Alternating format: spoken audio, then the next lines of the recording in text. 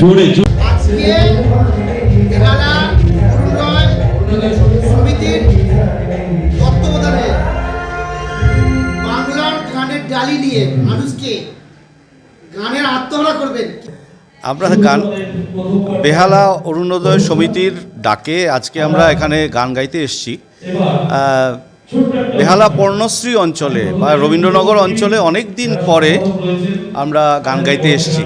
তো সুতরাং এটা একটা ভালোবাসার জায়গা বেহালা, এবং যতবারই আমরা বেহালাতে গান গাইতে আসি আমাদের ভালো লাগে। তো যথারীতি আজকেও আমরা আনন্দ করব মঞ্চে, এবং বেহালার প্রত্যেক মানুষের সঙ্গে আমরা গানে বাজনায় আমাদের লোকগানের ডালি নিয়ে আমরা একটা ভালো আনন্দময় সন্ধ্যা আমরা কাটাবো, এটাই আমরা আশা রাখছি। নতুন বছরে আসলে অনেক ধরনের বার্তা দেওয়ার আছে আমাদের। আমরা যেহেতু আমরা লোকগান গাই, আমার মনে হয় আমরা এই বার্তাই দিতে চাই যে নবীন প্রজন্মকে আমাদের বাংলা গান শোনান, লোকগান শোনান। আমাদের যারা চিরায়ত আমাদের কিংবদন্তি শিল্পীরা আছেন তাদের কথা বলুন, এবং বিদেশি সংস্কৃতিকে ধারণ করুন, চর্চা করুন, নিজেদের সংস্কৃতিকে ছেড়ে নয়।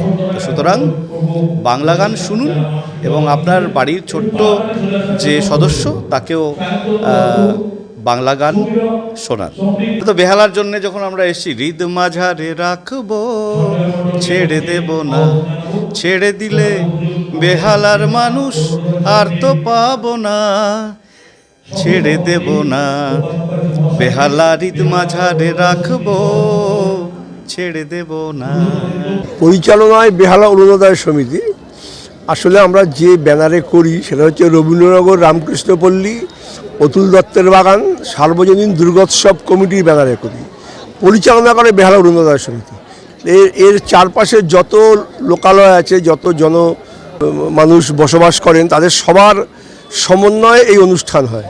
বিগত প্রায় 70 বছর ধরে, এটা এই পুজোরও 70 বছর, সাংস্কৃতিক অনুষ্ঠানেরও 70 বছর, এতদিন ধরে চলে আসছে। কলকাতা এবং ভারতবর্ষের বহু নামী শিল্পী এখানে অনুষ্ঠান করে গেছেন, বহু নামী শিল্পী, এবং সেটা সবটাই সম্ভব হয়েছে এলাকার মানুষের স্বতঃস্ফূর্ত অংশগ্রহণ, স্বতঃস্ফূর্ত সাহায্যের মধ্যে দিয়ে। এবছর মূলত আমাদের মূল সঙ্গীত পরিবেশক হচ্ছে দোহার। আপনারা জানেন বিখ্যাত গানের দল দোহার। এছাড়াও তারপরে অন্য শিল্পী আছে, কিন্তু দোহার আমাদের মূল শিল্পী, মূল গানের দল। এতদিন ধরে আমাদের যারা আগের প্রজন্ম ছিলেন তারা করেছেন, তাদের আগের প্রজন্ম যারা তারা করেছেন, এটা চলছেই। নানান ওঠা পড়া গেছে, নানান ক্ষোভ বিক্ষোভ, প্রতিবাদ বা মতভেদ সব হয়েছে, অনুষ্ঠান বন্ধ হয়নি। শুধু করোনার বছরে বোধহয় আমরা অনুষ্ঠানটা বন্ধ করেছিলাম, উপায় ছিল না, সেটা আমরা প্রতি বছর করছি। আমরা সারা বছর করি, সারা বছর রক্তদান শিবির, স্বাস্থ্য শিবির, প্রতিভার সন্ধানে বলে যে অনুষ্ঠানটা করি, কবিতা আবৃত্তি, নাচ, গানের ওপরে সারা বাংলা থেকে প্রতিযোগীরা এখানে আসে, সারা বাংলা থেকে, আক্ষরিক অর্থেই সারা বাংলা থেকে আসে। ওইদিকে এসে বর্ধমানের রুইমাথা থেকে ওদিকে সুন্দরবনের রোমাথা পর্যন্ত এমন কোনো জায়গা থাকে না যেখান থেকে প্রতিযোগীরা এখানে আসেন না। আমাদের এখানে রক্তদান শিবির হয়, আমাদের এখানে স্বাস্থ্য শিবির হয়, আমাদের নিজেদের অ্যাম্বুলেন্স আছে, আমাদের নিজেদের মৃতদেহ বহনকারী গাড়ি আছে। বছর মানুষের সাথে থাকি সারা বছর।